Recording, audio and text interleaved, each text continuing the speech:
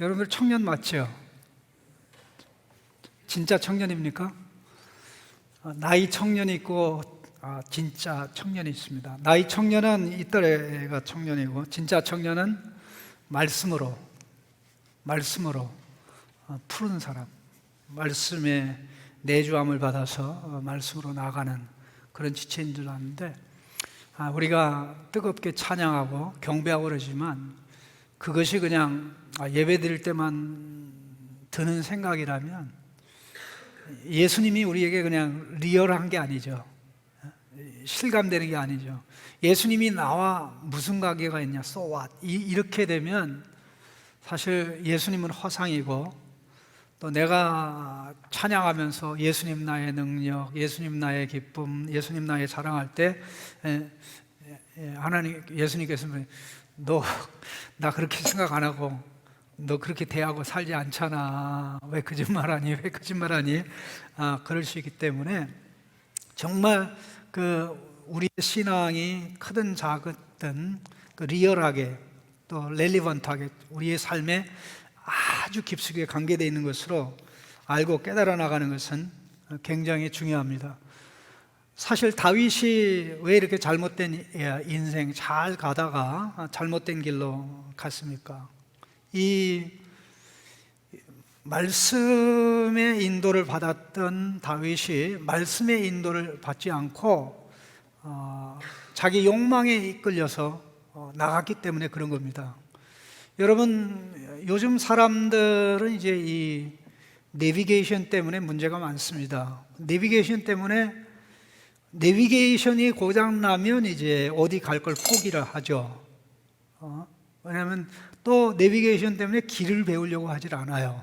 내비게이션만 키면 길이 그 친구가 알아서 해주는데, 사실 내비게이션은 우리가 믿으면 안 됩니다. 근데 특별히 그 내비게이션보다 더 심각한 내비게이션은 마음의 내비게이션이죠. 욕망의 내비게이션. 욕망이 나를 인도하게 되면 심각한 문제가 생기는데, 파괴되고 부러지고 쓰러져도 그걸 몰라요. 근데 하나님은 처음서부터 에덴 동산에서부터 우리가 어떻게 살기를 원한 겁니까? 내비게이션으로 살기를 원한 거예요? 나비게이션으로 살기를. 근데 나비게이션은 또 뭔가? 내비게이션을 잘못 발음한 게 나비게이션이 아니고요. 한번 따라합시다. 나비게이션이 뭐죠? 나비의 인도를 받는 거. 이게 날아다니는 나비 있잖아요. 우리말로는 그게 이제 나비가 버터플라이인데, 히브리 말로는 나비가 선지자입니다. 선지자의 인도를 받는 거. 그 선지자를 통해서 주신 말씀이 성경이기 때문에 성경 말씀에 인도를 받는 그 삶을 살아갈 때는 언제든지 길이 있고 언제든지 빛이 있고 그렇게 나갑니다. 자, 하나님께서는 다윗에게 이 교훈을 분명하게 주기를 원했던 겁니다.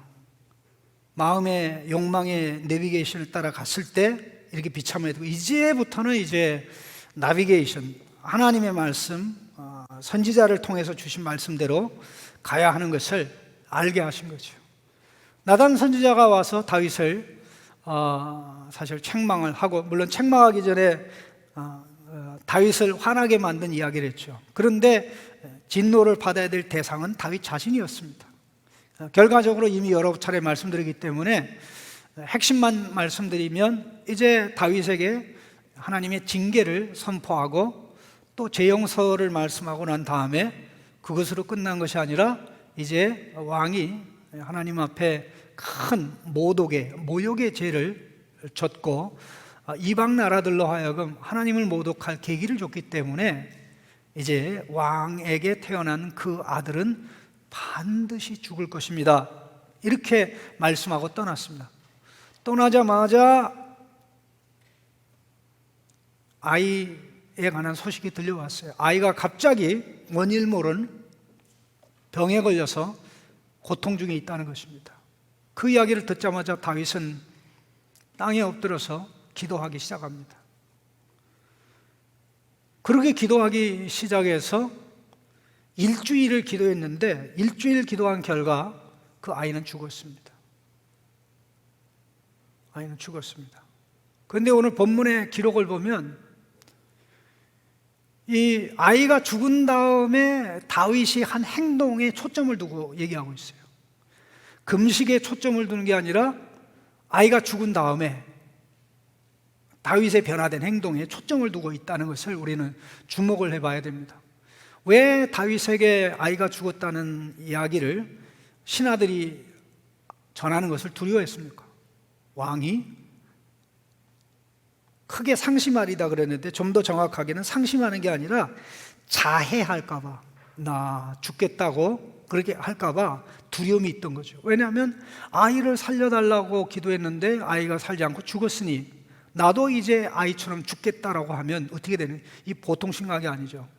다윗이 죽으면 어떻게 돼요? 백성이 죽죠. 근데 나라가 죽어요. 나라가 끝나요. 그러면 하나님의 뜻은 어떻게 되는 겁니까? 이런 상황에 다윗은 이 수소문하면서 서로 이제 이렇게 수군수군 되면서 이걸 어떻게 만원할 때 그 입놀림을 보면서 내 애가 죽었구나, 입놀림을 보면서 내 애가 죽었구나 하는 것을 직시하고 직감하고 이제 신하들에게 애 죽었냐? 예, 죽었습니다. 그러니까 그래? 내가 목욕해야 되니까 물 준비해.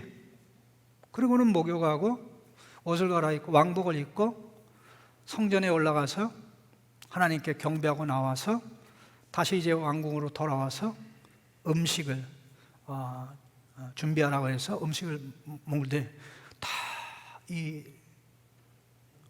신하들이 놀라는 거 있죠. 왕이요, 참 이상합니다. 도무지 우리의 머리로는 이해가 안 됩니다. 아니, 애를 살려달라고 금식했던 임금께서 어떻게 아이가 죽자 마음을 싹 바꾸고 그렇게 식사를 맛있게 하시는겨? 왜 이렇게 식사를 맛있게 합니까? 우리는 이해가 안 됩니다. 그때 다윗이 기가 막힌 말을 하지 않습니까? 애가 살아있을 때는 하나님이 나를 불쌍히 여기사 혹시 살려주실 수도 있겠다 생각해서 금식한 거고, 이제 애가 죽었으니 이제는 애가 돌아오지 않는다. 내가 애한테 가야지. 애는 내게 돌아오지 않아. 그러니까 내가 금식을 계속해야 돼. 금식 당장 끝내야 돼. 당장 끝내야 되죠. 이 말씀이요, 굉장히 중요한 말씀입니다. 과거에 매여서 사는 사람들이 너무나 많습니다. 과거 상처에 사로잡혀서 사는 사람들이 생각보다 많아요. 근데 그거 훌훌 털어버리지 않으면 과거의 사건의 노예가 돼요. 상처의 노예가 돼요. 어떤 사람이 한 말이 내 마음에 꽂혀서 그것 때문에 계속 그 마음이 불편하게 돼서 살아가지 못하게 돼요. 사실 이 구절은 예수 믿는 사람들도 잘 얘기하는 내용 중에 하나입니다. 저는 이 특별히 어려운 문제에 있을 때 이 말씀을 인용해서 그 회복시키는 사례들이 꽤 많습니다. 한국에서도 내가 이 사례를 통해서 우리 성도 중에 회복시킨 분도 있고, 심지어는 인도에 가서도 정말 기가 막힌 상황에 접해서 한 번은 인도 그 CAP 사역을 나갔었는데 사역하고 있는 중에 그 뉴델리에서 있었던 겁니다. 이게 나보고 어디를 가야 된다는 거예요.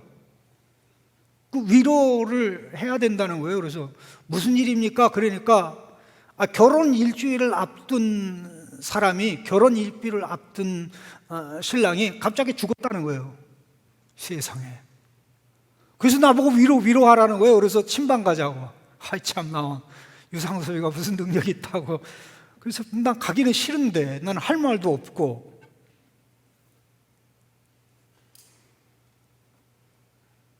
그래서 가가지고 이제 우리 팀들과 같이 기도하고 막 저거하고, 그리고 여러 가지 권면을 하고, 그런데 그 중에 한 부분을 내가 이런 얘기를 했어요.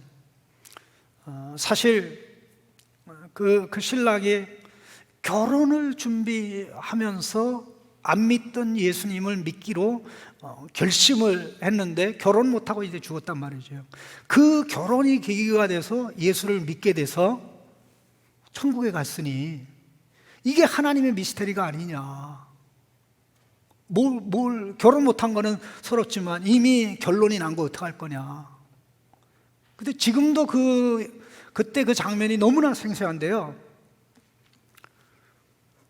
내 말 가지고는 해결이 안 되니까 우리 지체들이 함께 기도하는 가운데 갑자기 정말 그 신랑을 잃은 그 결혼하려 했던 그 자매 있죠. 신부가 가장 큰 고통이 크지 않습니까? 근데 같이 우리가 기도하는 가운데 인도니까 이런 일이 가능한데 환상 가운데 예수님이 나타나셔가지고 딸아 걱정하지 마. 너하고 결혼하려고 그러다가 나를 알게 돼서 네 신랑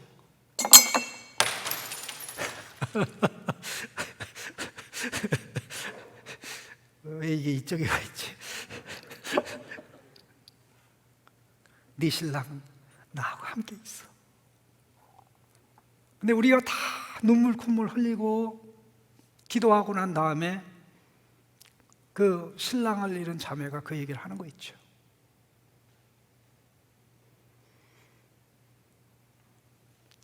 절대 하나님 안에서는 슬픔이 슬픔으로 끝나지 않습니다. 좌절이 절대 좌절로만 끝나지 않아요. 이게 우리가 하나님 앞에 받는 사랑의 특권입니다. 예? 이런 누림과 감동, 감화가 없다면 도대체 무슨 재미로 예수 믿어서 부자가 되는 것도 아니고 예수 믿어서 갑자기 머리가 좋아지는 것도 아니고 그럼 또 예수 믿어가지고 어디 스카우트 되는 것도 아니고 그럼 무슨 재미로 살 겁니까? 왜 하나님은 아이를 아프게 하면 그냥 바로 아프자마자 그날 데리고 가시지 왜 일주일 질질 끄셨어요? 질질 끌지 않으면 하나님에게 문제가 있습니까? 그건 아니죠. 하나님이 얼마든지 당신이 하시는 대로 하는데 중요한 것은 만일 바로 데려가면 다윗을 하나님 앞에 회복시키는데 별로 도움이 안 돼요. 다윗에게 별로 유익이 없어요. 그래서 다윗에게 유익을 주시고자 그 기간을 두신 겁니다.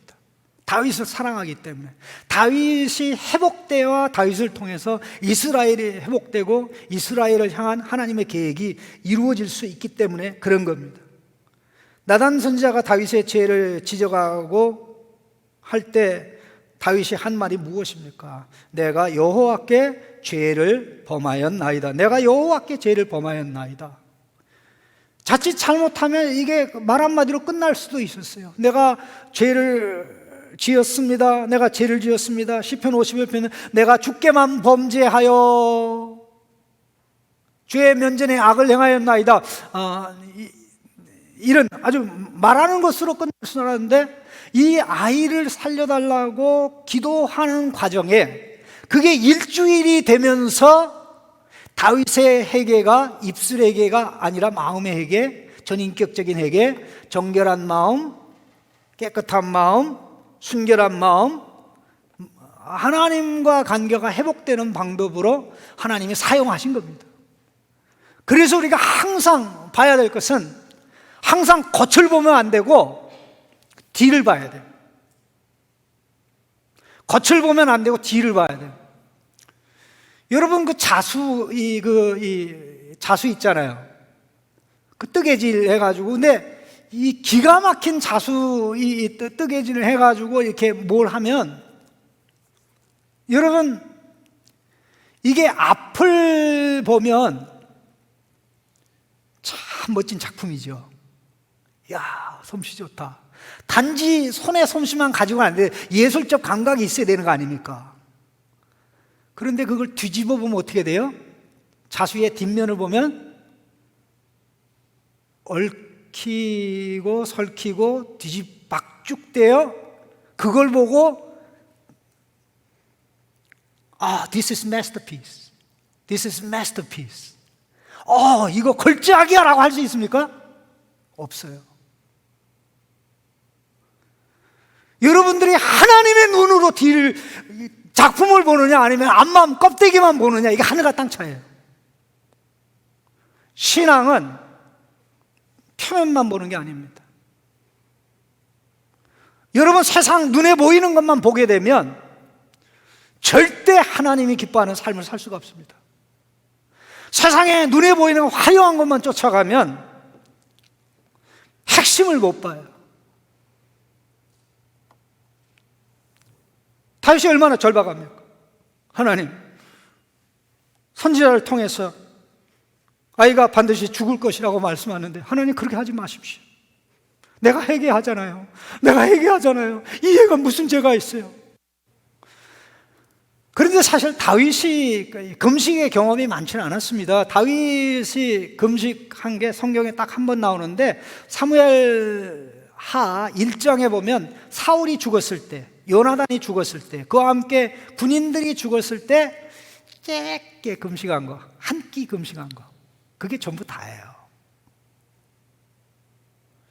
그런데 이 아이가 죽어가는데 기약이 없잖아요. 그러니까는 아이가 살아있는 동안 금식을 하게 되는데, 그냥 금식한 게 아니고 울고불고.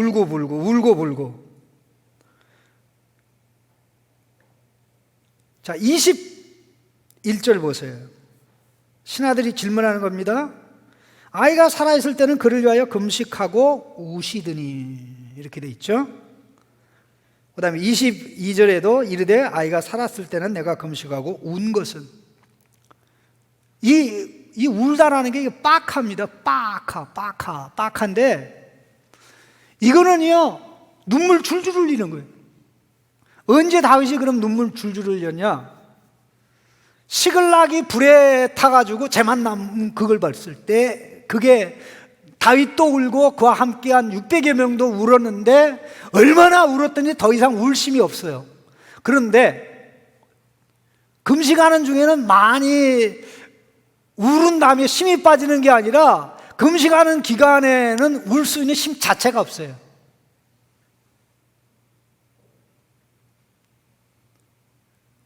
여러분, 금식 안 하는 사람이 하는 말이 나는 밥 먹고 소리내서 기도할래 그래요.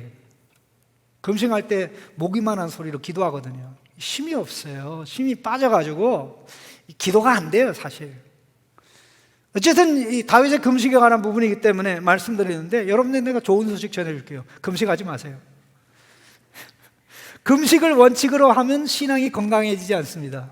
그 예수님의 가르침입니다.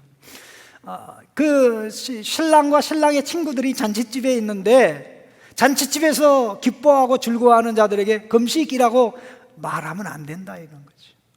신랑을 빼앗길 날이 오리니 그때는 내 제자들이, 신랑을 잃은 제자들이 금식하리라. 그냥 금식 안 하는 게 원칙이고, 특별히 하지 않으면 안 되는 상황에서는 딱 부러지게 쇼부를 보는. 금식을 하나님 앞에 데모 수단으로, 하나님의 뜻을 꺾고 내 뜻을 반드시, 어느 노총처럼, 예? 아니에요.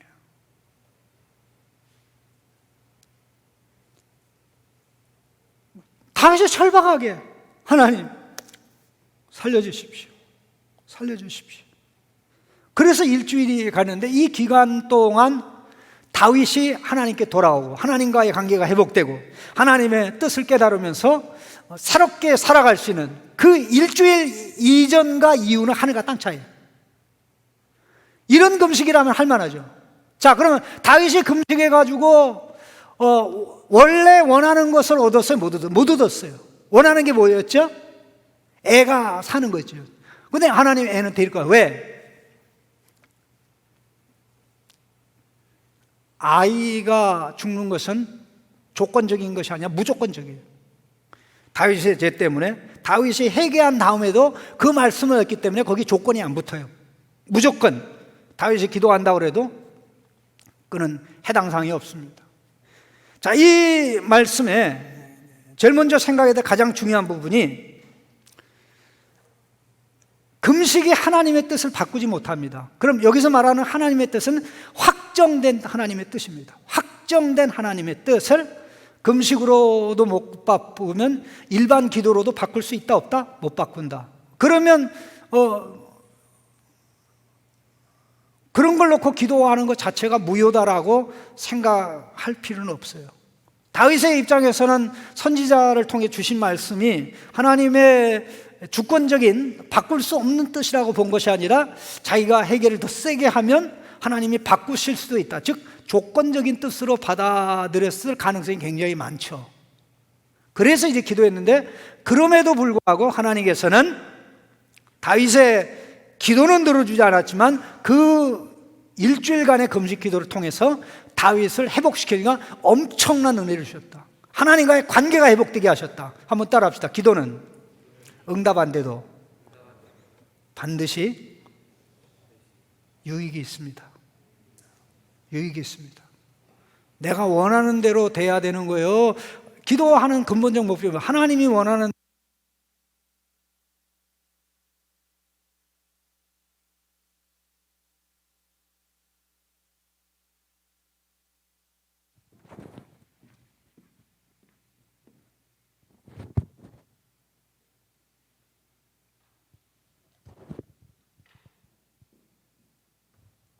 어디까지 얘기했어요?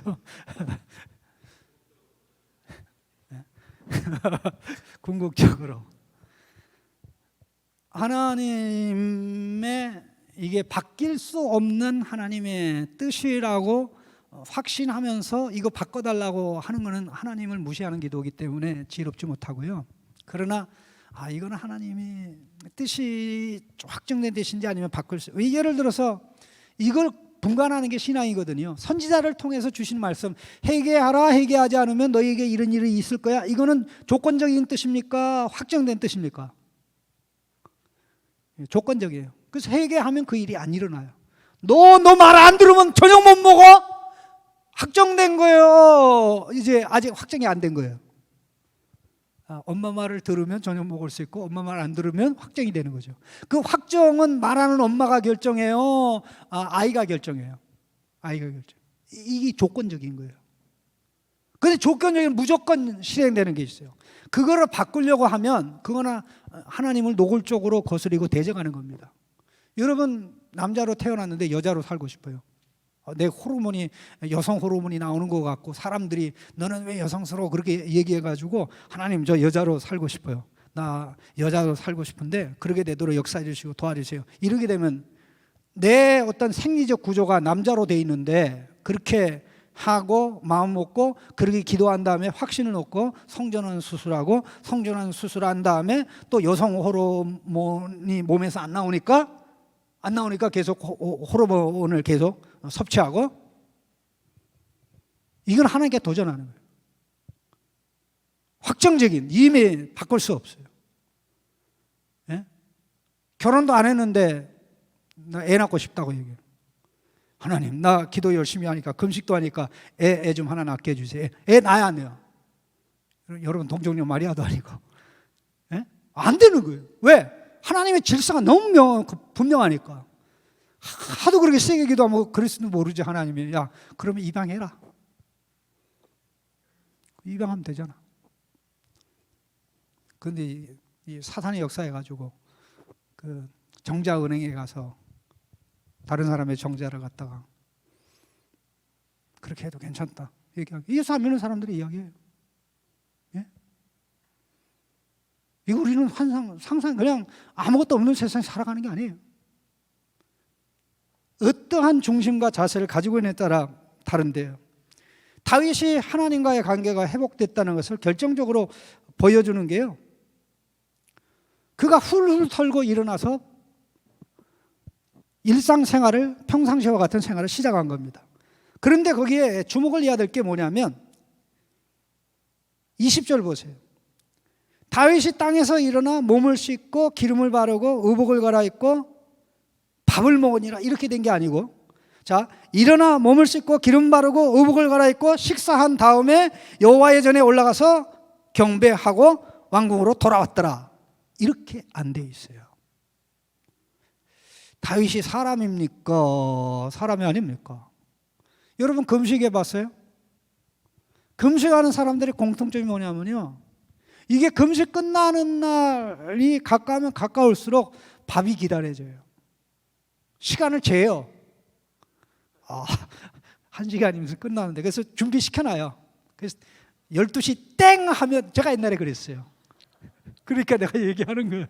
옛날에 딱 한 번 그랬어요. 양심이 깨리낌이 있어가지고 더 이상 그렇게 하지 말아야 되겠다, 그런 마음 가지려면 금식하자면, 그럴 수밖에 없는 게 모든 음식이 눈에 왔다 갔다 하는데, 이거는 사실 금식이 하루 이틀이 아니라 일주일이잖아요. 일주일인데 어떻게 음식이 입에 들어가고 싶지 않겠어요? 먹고 싶지 않겠어요? 대부분 사람들이요, 금식할 때 문제가 아니라 금식 이후가 문제가 돼요. 지금으로부터 30년 전은요, 우리 한국은 이 금식 전성시대였다는 거 여러분 알고 있어요? 30여 년 전에 금식 전성시대였어요. 그래서 대부분의 목사님들이 40일 금식을 대부분이 했고요. 그리고 40일 금식한 목사님들이 40일 금식하지 않은 목사님들을, 나 같은 사람에서는 목사도 아니라고 그랬어요. 내 친구 목사 중에는 나이가 많지만 지금은 이제 은퇴했습니다만은 40일 금식을 3번 했어요. 근데 결론 똑같아요. 근데 한 번은 제가 어느 지방에, 아마 오산 쪽인 것 같은데, 어느 그 연합회 집회 설교하러 이렇게 갔었는데, 그 몇 분 목사님들하고 식사하는 가운데 아주 나보다 젊은 목사님이 식사를 하다가 밥맛없게 틀니를 보여주더라. 나한테 틀니를. 교수님, 왜 제가 틀니를 했는지 아세요? 제가 40일 금식했는데요, 이 음식욕을 참지 못해가지고 끝나자마자 치킨을 뜯어가지고 이가 다 나갔습니다. 교수님 부탁드립니다. 절대 금식하지 마세요. 절대 금식하지 마세요. 이게 보세요. 다윗이 일주일 동안 금식을 했는데 애가 죽었다면 결국 하나님이 데리고 간 거잖아요. 하나님께 원망해야 돼요, 안 해야 돼요? 내가 기도했는데도 하나님이 말이야, 왕의 체면이 뭐야? 그랬을 텐데 배고픔 참고 성전에 올라가 하나님께 감사 기도했다는, 경배했다는 게 그거죠. 언제 그렇게 했습니까? 나단 선지자를 보내서 성전 짓는 거 하지 마라, 내가 너의 집 져줄게, 그리고 네 배에서 나오는 자식이 내 집을 짓게 할게, 그 말씀을 나단 선지자가 전해줬을 때 감동해가지고 올라갔던 하나님의 집이 바로 이 집이거든요. 법계란창 그곳이에요. 거기를 갔다 왔다는 게 뭘 의미합니까? 과거에 몇 년 전에 다윗이 그 모습으로 회복됐다. 하나님은 사실 이것을 노린 거죠. 하나님 이것을 계산한 거죠. 아이를 하루 만에 데리고 갈 수도 있는데, 그러게 되면 다윗이 회개하다가 말고 가볍게 생각할 수 있기 때문에 이 호된 레슨을 통해서 다윗을 정결하게, 다윗을 순결하게 하나님 앞에 완전히 방향 틀도록, 그 결과가 시편 51편입니다. 다윗의 위대한 회개의 시. 다윗의 위대한 회개의 시.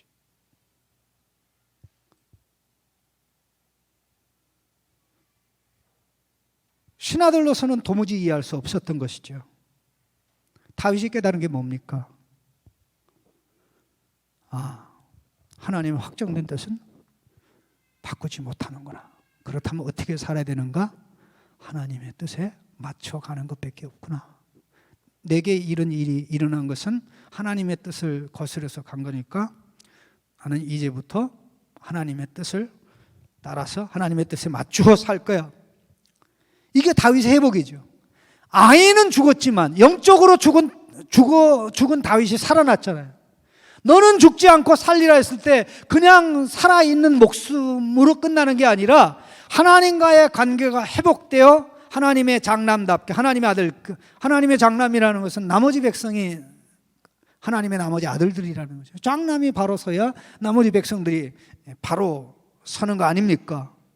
그때 사실 그 말씀을 한 거 아닙니까? 아, 나도 아이가 내게 돌아오지 못하지만 내가 아이한테 가야 되겠구나. 그러면 나를 대신해서 나 때문에 죽은 아이한테 부끄럽지 않게, 그건 하나님 앞에 부끄럽지 않게 살아갈 때 가능한 것이죠. 여러분 인생 살 날이 얼마나 남았습니까? 여러분은 뭐 100살까지 살 거예요. 설사 100살까지 산다고 할지라도 한번 1년을 1일로 계산하면 여러분 며칠 남았어요? 50일? 70일? 제가 1년을 1일로 계산해 보니까 제가 며칠 안 남았더라고요. 한 달도 안 남았어요. 끔찍해. 한 달도 안 남았어요. 제가 창신교회 목회할 날이 1년을 하루로 계산해 보니까 10일이 안 남았어요. 이야, 날아가는구나. 어찌할꼬. 그 기간 동안 바로 가르치고 바로 보여줘서 하나님이 나를 여기 세운 목적을 이루는 것 외에는 답이 없구나. 참 과거에 사로잡혀서 그냥 가는 게 아니라 하나님에 사로잡혀서 나아가는, 아이는 갖고 자기는 남았는데 죽어야 될 자기가 남았으니 그냥 살면 되는 게 아니라 이제부터는 어떻게 하나님의 뜻을 따라서 죄에 빠지지 않고, 죄에 빠지면 즉시 돌이켜 회개하고 이제 하나님께 정결한 마음, 순결한 마음을 가지고 산번제, 헌신과 순종과 감사의 삶을 살아가는 것이 자기의 삶이라고 깨달았던 것입니다.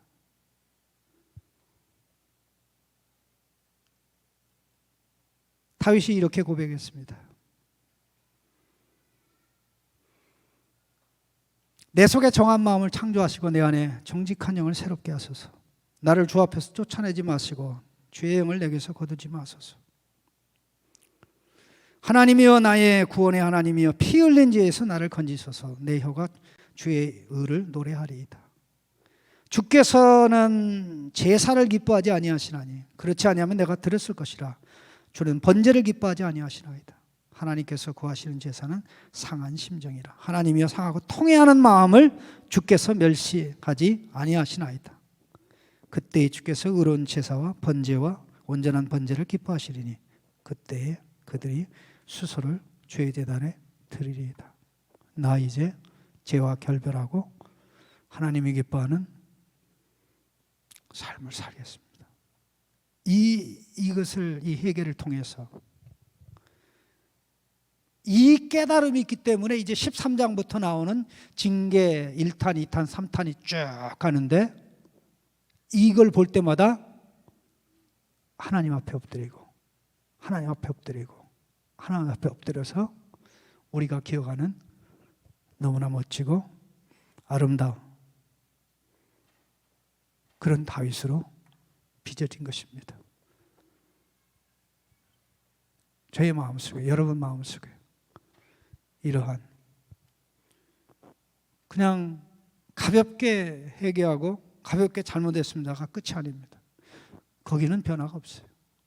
정말 진지하게.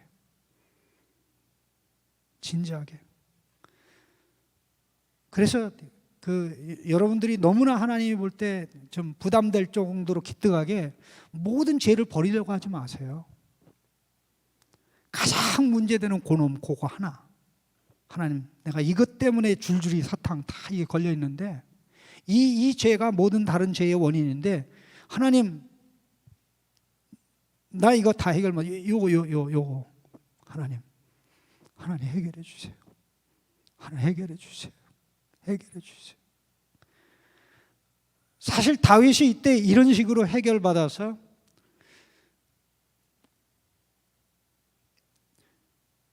한 여자로 만족하지 못하고 많은 여자로 만족하지 못했던 다윗이 이 결과 하나님으로 만족하니까 한 여자로 만족했어요. 밧세바 이후에는 두 번 다시 여인을 취하지 않았어요. 유일하게 밧세바에게서만 아들을 5을 낳았어요. 한 여자를 통해서 하나 이상 자식을 낳은 적이 없었어요. 변화가 이렇게 다른 것입니다. 변화는 결단이 만드는 게 아니라 하나님께서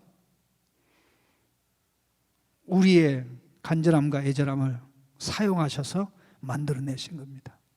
이런 변화의 중심에 설 수 있는 은혜가 있기를 예수님의 이름으로 축복합니다. 같이 기도하겠습니다.